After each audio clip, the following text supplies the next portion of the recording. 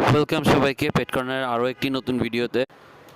আজকে দুপুরবেলা ছিল প্রচণ্ড গরম, আর এই সময় ওরা খাওয়ার জন্য বের হয়েছে।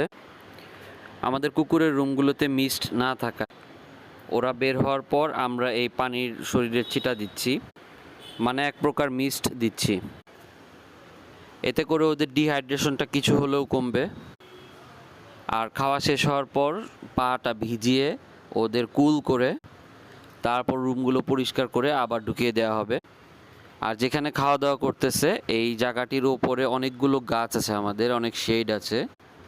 সো প্রতিদিনই সেখানে পাতা পড়ে, সব জায়গাটিতে পাতা পড়ে। আমাদের এখানে প্রতিদিন ঝাড়ু দেওয়া হয় এই পাতাগুলো সরানোর জন্য, প্লাস ওদের পরিষ্কার রাখার জন্য, মাটির থেকে ক্লিন রাখার জন্য আমরা প্রতিদিন পরিষ্কার করি। আমাদের স্টাফ আছে 2 জন। আর আপাতত মিষ্টি দেওয়াতে ওরা অনেক বেটার ফিল করছিল। এখানে আরিয়ার বাচ্চা ছিল, আরিয়া ছিল, আর বাদবাকি আমাদের এখানকার যারা আছে সবাই ছিল। সবাই একসাথে খাওয়া দাওয়া করে দুপুরবেলা। আর রাতে শুধুমাত্র আপাতত বাচ্চাটি খাচ্ছে, আর বড়গুলো শুধুমাত্র ছোট ছোট ট্যাবলেট আকারে যে ইয়াগুলো আছে, মাল্টিভিটামিন, ক্যালসিয়াম, চিউয়েবল, সেগুলো খাচ্ছে। আগামী দিন শীতের সময় যখন এই গরমটি কমে যাবে, তখন আবার সবাই স্যুপ খাবে, পাঙ্গাস মাছও খাবে, সবই খাবে।